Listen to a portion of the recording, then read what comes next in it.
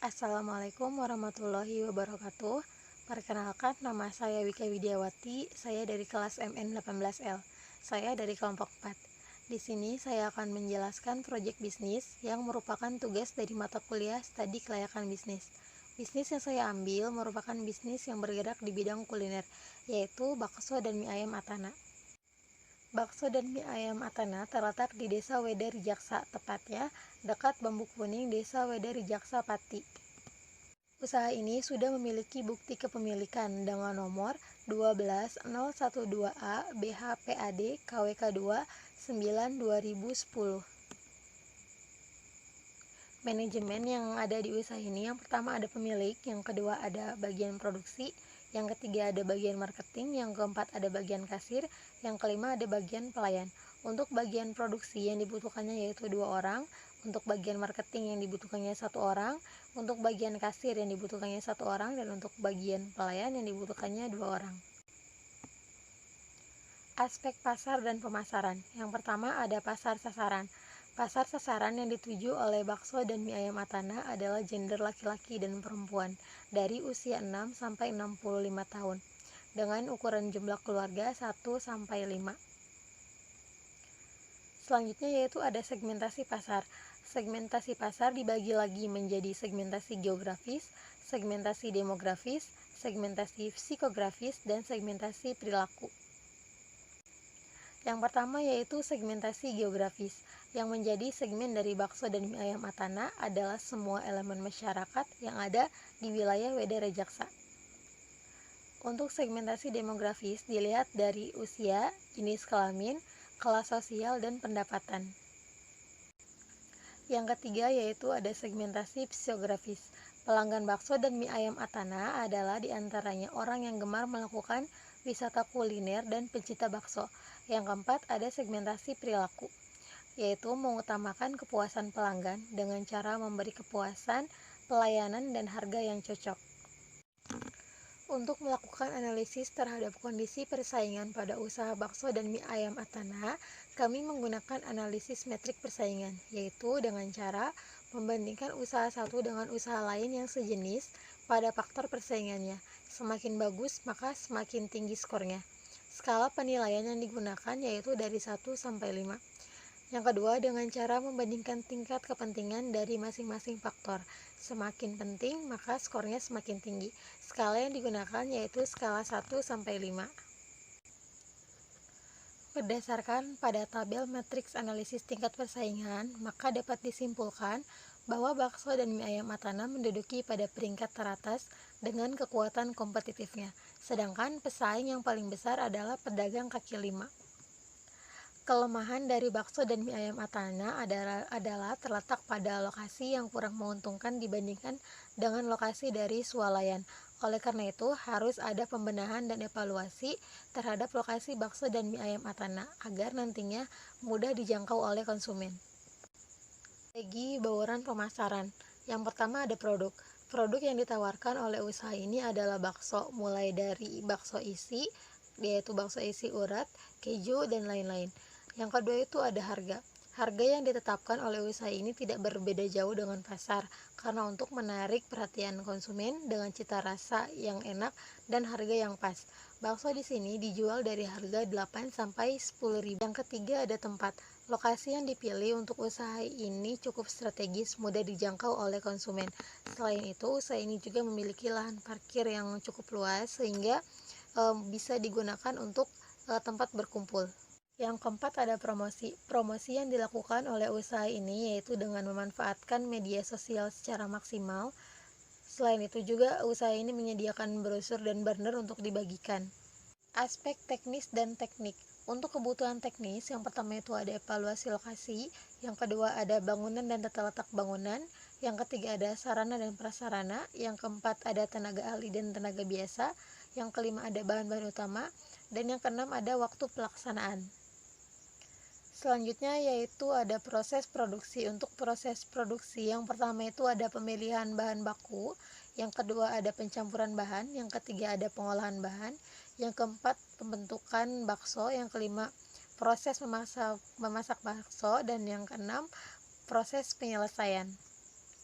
Selanjutnya yaitu ada siklus produksi. Yang pertama ada pemilihan bahan baku, yang kedua proses produksi, yang ketiga yaitu penjualan produk.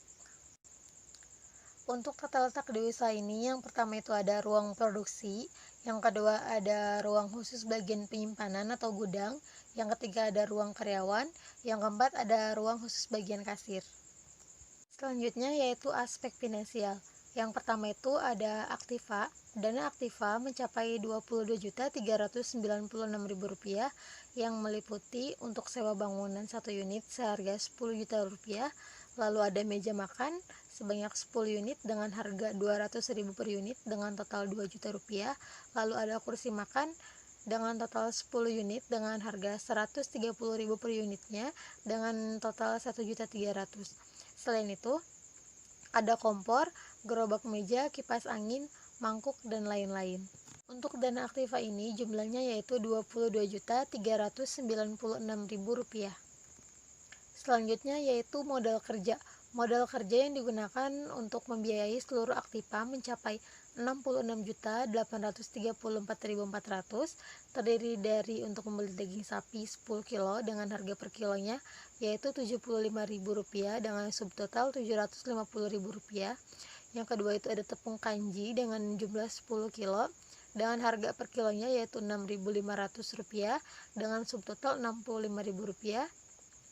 Lalu ada bawang putih, garam, merica, dan lain-lain. Nah, untuk penjumlahan modal kerja dihitungnya yaitu sebanyak 26 hari. Dengan jumlah total kebutuhan dana yaitu Rp89.230.400. Selanjutnya yaitu proyeksi keuangan. Yang pertama ada proyeksi pendapatan. Bakso yang terjual yaitu 150 mangkok dengan harga Rp8.000 per mangkoknya dengan subtotal Rp1.200.000. Yang kedua ada bakso keju yang terjual yaitu 150 mangkok dengan harga Rp8.000 per mangkoknya dengan subtotal Rp1.200.000. Yang ketiga ada bakso urat sebanyak 200 mangkok dengan harga Rp10.000 per mangkoknya yaitu dengan jumlah total Rp2 juta. Lalu ada mie ayam sebanyak 125 mangkok dengan harga Rp6.000 per mangkoknya yaitu dengan jumlah total Rp750.000. Selain itu, pendapatan juga didapatkan dari produk lain seperti es teh, es jeruk, sup buah, dan lain-lain. Nah, untuk pendapatan perharinya yaitu mencapai Rp6.500.000, pendapatan per bulannya sebesar Rp165 juta, lalu pendapatan per tahunnya yaitu Rp1.980.000.000. Selanjutnya yaitu proyeksi biaya per tahun.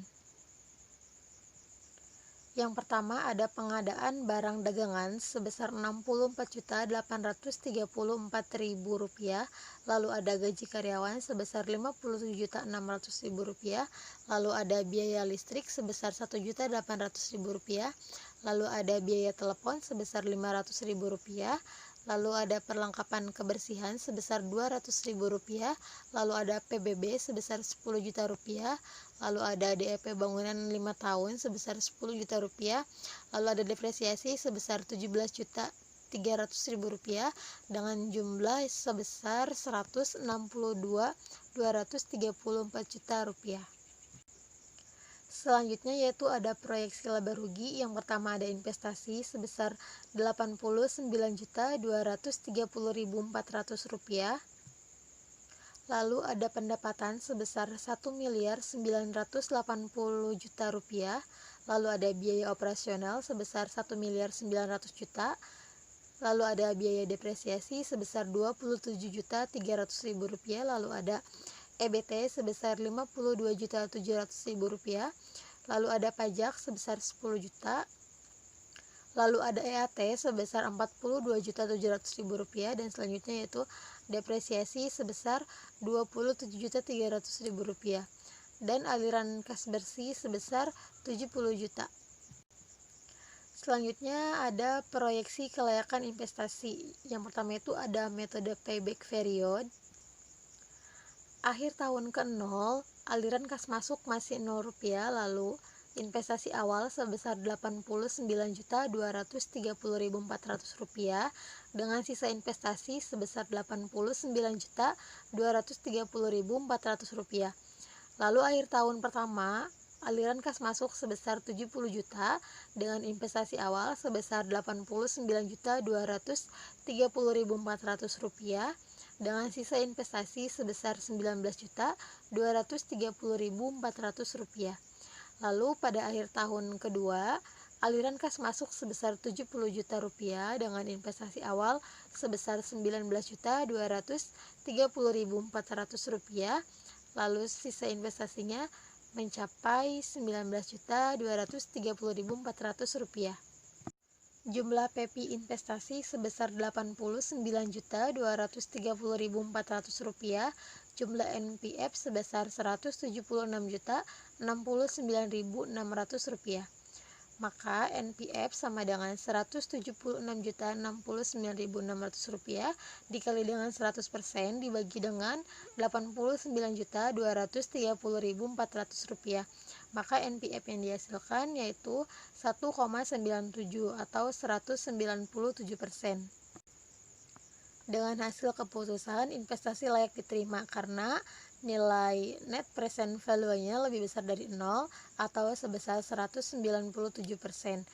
Berarti dengan menggunakan diskon faktor sebesar 10% 5 tahun kemudian, kekayaan bakso dan mie ayam Atana akan bertambah sebanyak Rp176.069.600.